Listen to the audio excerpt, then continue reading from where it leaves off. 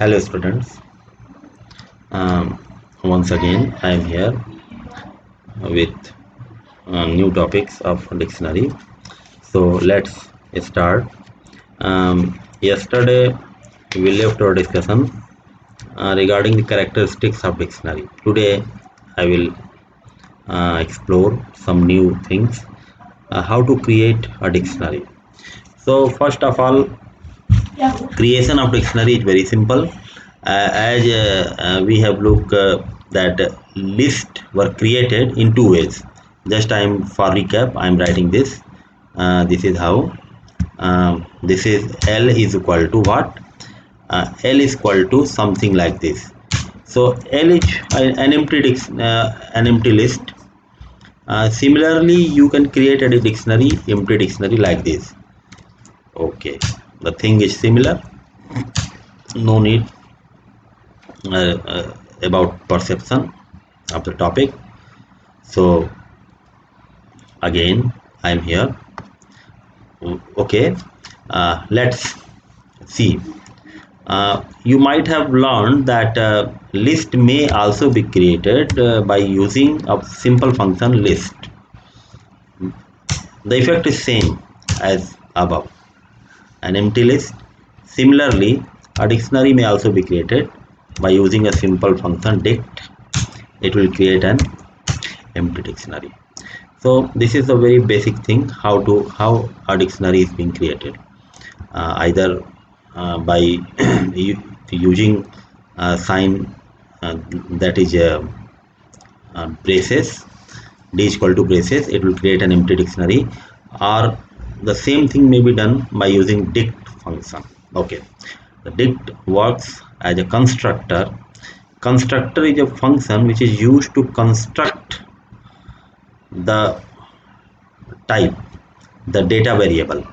So here d is being d is being constructed by using dict function. That's why the function of this category are known as constructor, hence dict, list. These all are functions of constructor category.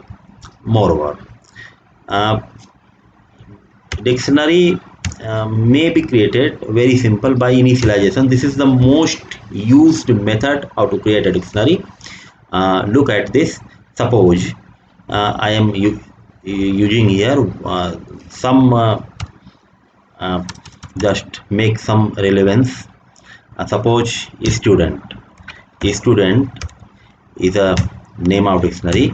I am using here I am creating some dictionary uh, of students. So suppose roll number 1 is there, and his name is like Amit. Okay, roll number 2 is there, and his name is Praveen. Roll number 3 is there, whose name is Mohini, and so on.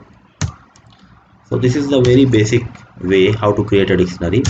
If I want to display the content of dictionary, it will look like this. So this is how dictionary are being created. uh, Thereafter uh, we can, this method is called static creation of dictionary. It will be created dictionary during the beginning of the program. How? But one thing, how would you become able to create a dictionary during execution of the program? If you are not clear, just listen me carefully. uh, while we create a variable in beginning and assign it some value, this is called static initialization, static creation. For example, uh, uh, don't consider dictionary, just consider a variable a is equal to 10. A is 10, the value is being assigned in very beginning. So this is the way how a is assigned the value 10. But what the method would be, if I ask you to create a program in which user may assign any value as per his choice, his her choice. So what would be the method for that? Obviously, you are very well known to the fact that we will use like this. Write some message, enter the number, likewise. Okay, and if you give here 10, the value of a would be 10. So this method is called dynamic method. During the execution of program, we are uh, initializing, we are giving value to some variable. Okay, so this is a method which gives a flexibility. So flexibility how? uh, I have told you that during the discussion of a list, that we have a wonderful method eval. Apply the same method here in the case of dictionary. Suppose I am creating a dictionary like this, just emp. Emp is a dictionary, and here I am asking to eval. Just input, write here a message, just write enter a dictionary, enter dict, just write method dictionary of employees, likewise. So here I am being asked. So what I have told about eval method, this method takes the value as it is in its original form. We have to provide value in form of dictionary, so we have to put this symbol, because this is symbol by which Python recognizes a value as a dictionary. So I am giving here the same thing. Suppose the name of employee is some AA, and for key and value is his name is this. Suppose his job is manager in a company, he is a manager, and his salary is uh, 50,000. Okay, so this is one key value method, key value pair, and another is bb. Likewise, key, key and value. Here value is in form of list. Suppose bb is not a manager, he is a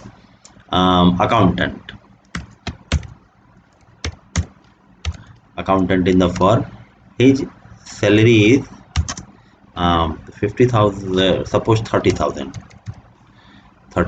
His salary is 30,000, and we are giving here in the form of braces, so it will be accepted as a dictionary. Now the value has been entered in emp, so for looking the value, write like this. So we are looking here that value is being accepted in form of a dictionary because of eval function. So this is also a very useful method while we want to take input during execution of program. This is called a runtime uh, entry of values in some variable. Okay, so till now what's happening here, we are looking that we are in a process to print the value of the dictionary in a very simple manner. If you want to uh, make presentation of value of dictionary in a befitted, in a beautiful manner, you may use uh, like this: import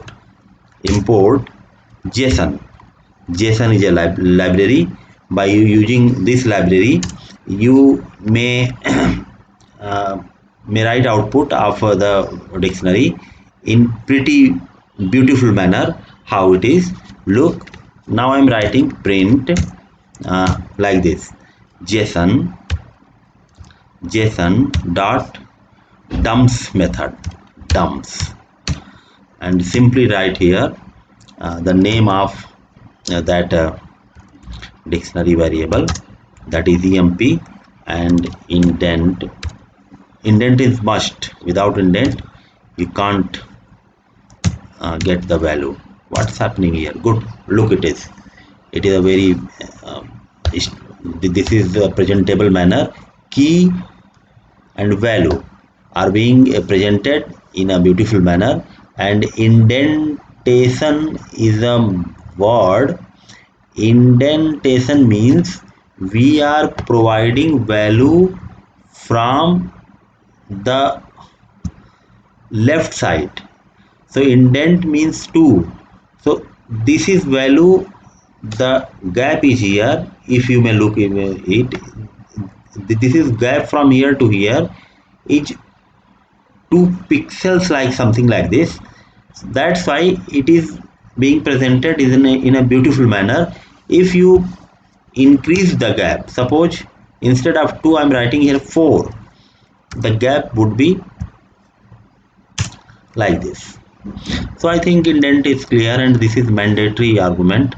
Without writing indent, it won't print. So this is how we can create a dictionary. Moreover, as you have seen during the list, if we want to add some value in the list, we have to use function, append function. But in case of dictionary, the thing is very simple. You don't need to use any append function. Just what's are the content of emp, like this. If I want to add third field, just like write like this: emp, and this.